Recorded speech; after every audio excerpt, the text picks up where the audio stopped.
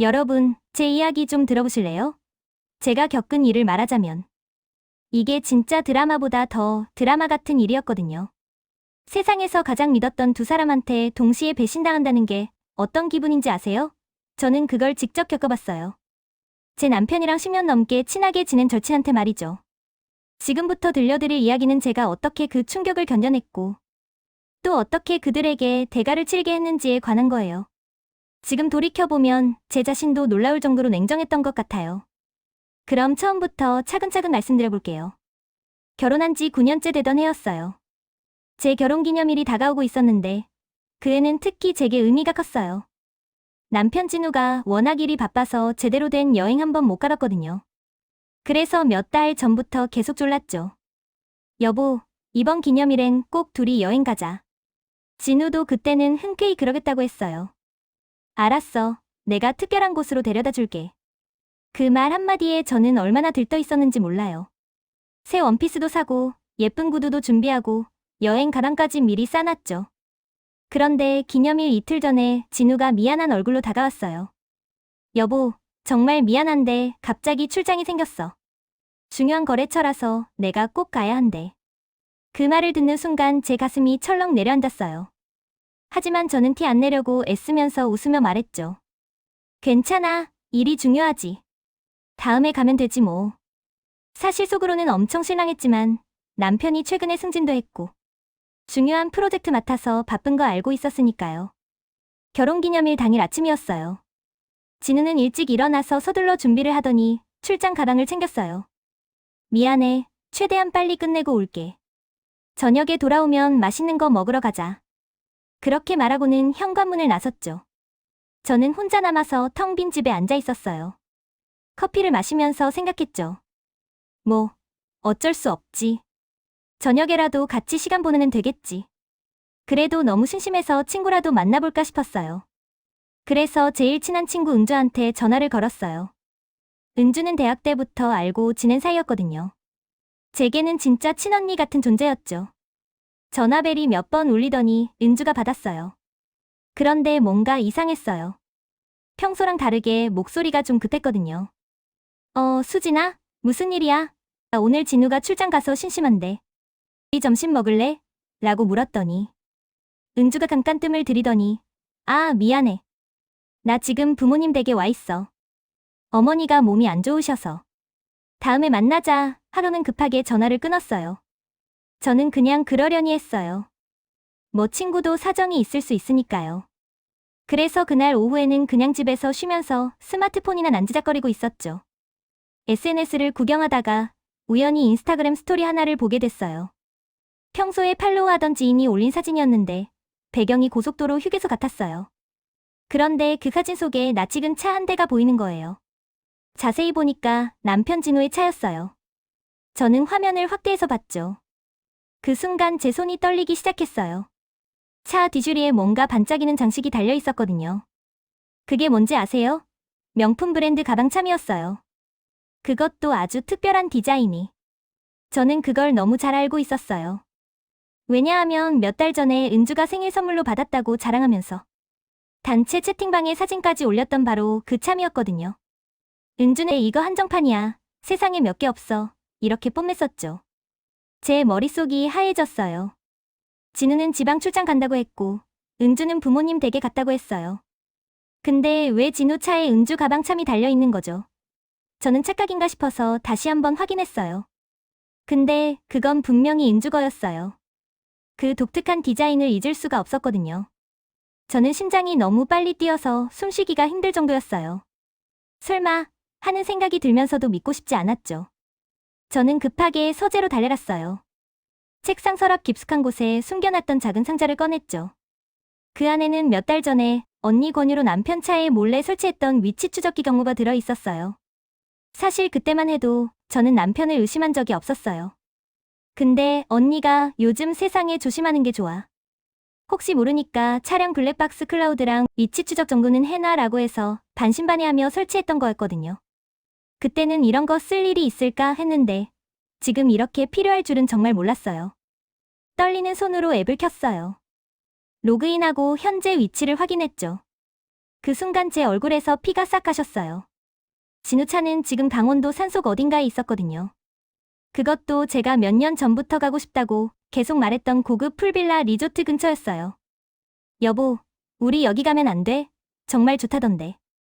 제가 그렇게 조를 때마다 진우는 너무 비싸. 나중에 돈 모아서 가자고만 했었죠. 근데 지금 남편은 거기 있었어요. 출장이 아니라 강원도 깊은 산속 고급 리조트예요. 저는 블랙박스 클라우드도 확인해봤어요. 최근 영상을 보니까 조수석에 여자가 타고 있는 게 흐릿하게 보였어요.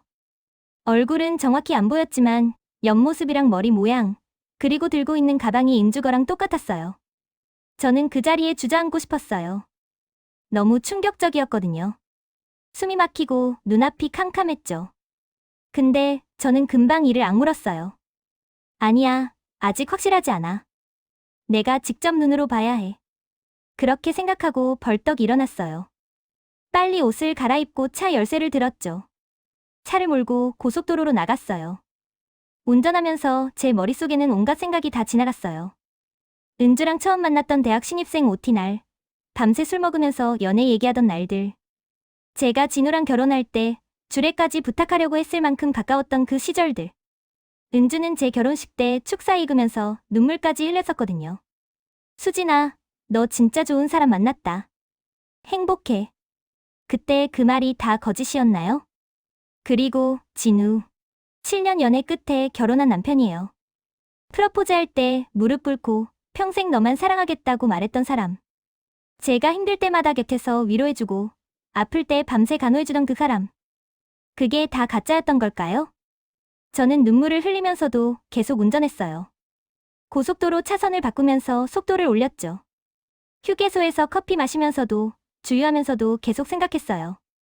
만약 진짜 둘이 함께 있으면 어떡하지? 그냥 돌아올까? 아니면 바로 따져야 하나? 온갖 질문이 머릿속을 맴돌았어요. 근데 시간이 지나면서 제 마음이 달라지기 시작했어요. 슬픔이 점점 분노로 바뀌었거든요. 아니야, 나는 알 권리가 있어. 진실을 봐야 해. 그렇게 다짐하면서 목적지를 향해 계속 달렸어요. 저녁 7시쯤 됐을 때 드디어 도착했어요. 고급 풀빌라 리조트는 산중턱에 있었고 각 동마다 완전히 프라이빗하게 나눠져 있었어요. 저는 리셉션으로 가지 않고 조심스럽게 주차장을 둘러봤어요. 그리고 얼마 안 가서 진우 차를 발견했죠. 위치 추적기가 가리킨 바로 그 자리였어요. 차 번호를 확인하는 순간 제 심장이 거의 멎는 줄 알았어요. 이제 의심이 아니라 확신이 됐거든요. 저는 차에서 내려서 천천히 리조트 안으로 걸어갔어요. 관리인한테 진우가 예약한 동번호를 물어보려고 했는데 개인정보라서 알려줄 수 없다고 하더라고요. 저는 포기하지 않았어요. 주차장에서 본 차 위치를 기억해서 그 근처 풀빌라들을 하나씩 찾아다녔죠. 다행히 리조트가 엄청 크지 않았고 그날 예약된 동도 많지 않아서 금방 찾았어요. 한 동의 테라스에서 불빛이 새어나오고 있었고 희미하게 음악 소리가 들렸어요. 저는 조심스럽게 그쪽으로 다가갔어요. 풀빌라 유리창이 넓어서 안이 다 보였거든요. 그리고 제가 본 장면은 진짜 평생 잊을 수가 없을 것 같아요. 테라스 테이블 위에 샴페인이랑 고급 음식들이 가득했고 한가운데 케이크가 놓여 있었어요. 그 앞에 누가 서 있었는지 아세요? 진우랑 은주였어요. 둘이 샴페인 잔을 들고 마주보면서 웃고 있었죠. 은주는 제가 한 번도 본 적 없는 섹시한 드레스를 입고 있었고 진우는 제 앞에서는 잘 안 입던 멋진 셔츠 차림이었어요. 둘의 모습이 진짜 연인 같았어요. 아니, 신혼부부 같았죠. 저는 숨을 죽이고 그 장면을 계속 봤어요. 진우가 케이크에 촛불을 켜고 은주가 손뼉 치면서 좋아하는 게 보였어요. 그리고 둘이 같이 촛불을 끄는 순간 진우가 은주 허리를 감싸 안으면서 뭔가 속삭였어요. 유리창 너머라 정확히는 안 들렸는데 이 모양을 보니까 사랑해라고 말하는 것 같았어요. 은주도 진우 목에 팔을 두르면서 대답했어요. 그러다가 진우가 이렇게 말하는 게 들렸어요. 우리 다음 결혼기념일엔 진짜 부부로 여기 오자. 조금만 참자. 은주가 고개를 끄덕이면서 응, 곧 수진이랑 이혼하면 되잖아. 걔 아무것도 모르고 있으니까 걱정하지 말라고 말했어요. 그 말을 듣는 순간 제 온몸에 소름이 쫙 돋았어요. 분노랑 배신감이랑 황당함이 다 섞여서 정신이 아찔했죠. 제가 아무것도 모른다고요? 두 사람은 벌써 이혼까지 계획하고 있었던 거예요? 그럼 지금까지 저한테 보여준 모든 다정함이랑 우정은 다 연기였다는 말인가요? 저는 더 이상 참을 수가 없었어요. 주머니에서 휴대폰을 꺼내서 동영상 녹화를 시작했어요. 두 사람이 키스하는 장면, 껴안는 장면을 다 찍었어요. 그리고 천천히 현관문 쪽으로 걸어갔죠. 초인종을 누르기 전에 저는 심호흡을 했어요. 그리고 단호한 표정으로 벨을 눌렀죠. 딩동 초인종 소리가 울렸어요. 안에서 갑자기 난리가 났어요. 음악이 꺼지고 허둥대는 발소리가 들렸죠. 잠시 후에 문이 조심스럽게 열렸고 진우의 당황한 얼굴이 나타났어요. 수진, 너 왜 여기? 진우는 말을 제대로 못했어요. 뒤로 가운 급하게 입은 은주의 창백한 얼굴도 보였고요. 저는 냉정하게 웃으면서 말했어요. 왜 여기 왔냐고요? 오늘 우리 결혼기념일인데, 여보. 당신이 출장 간다기에 서운해서 직접 찾아왔죠. 근데 이게 뭐예요? 파티하고 계셨네요. 저도 같이 즐겨도 돼요? 제 목소리는 하나도 안 떨렸어요. 오히려 섬뜩할 만큼 차분했죠. 진우는 완전히 얼어붙었어요. 은주는 뒤로 물러서면서 제 눈을 못 봤고요. 저는 두 사람 반응 보면서 비웃었어요. 어머, 둘 다 왜 그래요? 반가운 손님 왔는데. 그리고 은주 부모님 댁 갔다며? 강원도가 친정이었나 보네요. 은주가 더듬거리면서 변명하기 시작했어요. 수진아, 이건 오해야. 우리 그냥. 근데 저는 손을 들어서 은주 말을 막았어요. 오해요? 뭐가 오해예요? 내 남편이랑. 내 친구가 결혼기념일에 풀빌라에서 케이크 자르는 게 오해라고요? 참 웃기네요. 저는 가방에서 뭔가를 꺼냈어요. 제가 미리 준비해온 결혼기념일 케이크였어요. 작지만 예쁘게 포장된 케이크였죠. 저도 케이크 준비했는데 잘 됐네요. 같이 먹어요. 그렇게 말하고 저는 거실 안으로 성큼 들어갔어요. 진우가 급하게 저를 막으려고 했는데 저는 이미 거실 한가운데 들어가 있었죠. 그리고 제가 준비한 케이크를 테이블 위에 던졌어요. 케이크가 바닥에 떨어지면서 산산조각 났고 크림이 사방으로 튀었어요. 축하해요, 여보. 그리고 은주도 정말 행복해 보이던데요. 제 목소리에는 도끼가 가득했죠. 진우가 무릎을 꿇었어요. 수진아, 미안해. 정말 미안해. 내가 잘못했어. 제발 용서해줘. 그는 울면서 빌기 시작했어요. 근데 저는 꿈쩍도 안 했어요. 용서요? 뭘 용서하라고요? 9년 동안 날 속인 거요? 아니면 내 친구랑 바람핀 거요? 그때 은주가 오히려 적반하장으로 나왔어요. 수진아, 솔직히 너희 사이 이미 끝난 거 아니었냐? 요즘 너희 집 분위기 어떻게 됐는데? 진우 오빠가 얼마나 외로워했는지 알아? 그 말 듣고 저는 허탈하게 웃었어요. 그래서요? 그게 내 남편이랑 자도 된다는 이유가 돼요? 은주는 더 이상 말을 못했어요. 저는 다시 가방을 뒤적였어요. 그리고 두꺼운 서류 봉투를 꺼냈죠. 궁금하시죠? 이게 뭔지. 이건 지난 6개월 동안 당신들이 만난 모든 기록이에요. 호텔 영수증, 블랙박스 영상, 문자 메시지 복구, 내역, 그리고 오늘 찍은 동영상까지 다 있어요. 진우랑 은주 얼굴이 새하얗게 질렸어요. 저는 계속 말했어요. 사실 한 달 전부터 알고 있었어요. 당신들 행동이 수상해서 사설 탐정까지 고용했거든요. 오늘 여기 오는 것도 다 계획한 거였고요. 그동안 무서워서 진실을 계속 외면하고 있었죠. 그리고 저는 현관문을 가리켰어요. 저기 밖에 계신 분이 오늘 증인이에요. 변호사 사무실에서 보낸 법률 대리인이죠. 정말로 현관 밖에서 정장 입은 남자분이 들어왔어요. 그분은 저한테 공손하게 인사하고 진우랑 은주한테 명함을 건넸어요. 안녕하십니까. 법무법인 정의의 김 변호사입니다.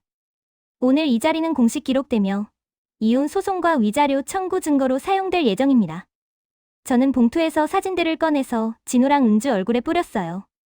수십 장의 사진이 바닥에 흩날렸죠. 호텔에서 손잡고 걷는 모습, 차 안에서 키스하는 모습, 레스토랑에서 다정하게 밥 먹는 모습들이었어요. 이게 다 증거예요. 법정에서 봐요, 여보. 아, 참. 은주도 법정에서 보자. 은주가 벌떡 일어나면서 소리쳤어요. 너 미쳤어? 이게 다 뭐야? 저는 차갑게 웃으면서 대답했어요. 미친 건 당신들이지, 저 아니에요. 제가 뭘 잘못했는데요? 남편 믿고 친구 믿었을 뿐인데. 제 눈에서 차가운 눈물이 흘러내렸어요. 근데 제 표정은 단호했죠. 저는 마지막으로 이렇게 말했어요. 이건 결혼기념일 선물이 아니에요. 당신들한테 주는 부고장이죠. 제가 알던 진우랑 은주는 오늘로 죽었어요. 앞으로 법적으로만 만나요. 그렇게 말하고 저는 돌아섰어요. 변호사님이 저를 따라 나왔고 문이 닫혔죠. 한 달이 지났어요. 법원 앞 계단에 초췌한 진우랑 은주가 서 있었어요. 진우는 이혼 소송에서 저한테 엄청난 위자료 지급하라는 판결 받았고 회사에서도 불륜 사실이 알려지면서 승진은커녕 좌천 위기에 놓였대요. 은주는 더 비참했죠. 제가 은주 직장에 사실을 알린 덕분에 해고당했고 주변 친구들한테도 다 외면당했어요. 법정에서 나온 저는 완전히 달라져 있었어요. 깔끔한 정장에 새로 한 헤어스타일, 그리고 당당한 걸음걸이. 저는 계단 내려가다가 진우랑 눈이 마주쳤어요. 진우가 다가와서 뭔가 말하려고 했는데 저는 냉정하게 그를 지나쳤죠. 대신 서류 봉투 하나를 건넸어요. 이혼 합의서예요. 서명만 하면 끝나요. 수고하셨어요. 진우는 떨리는 손으로 서류를 받았어요. 수진아, 정말 미안해.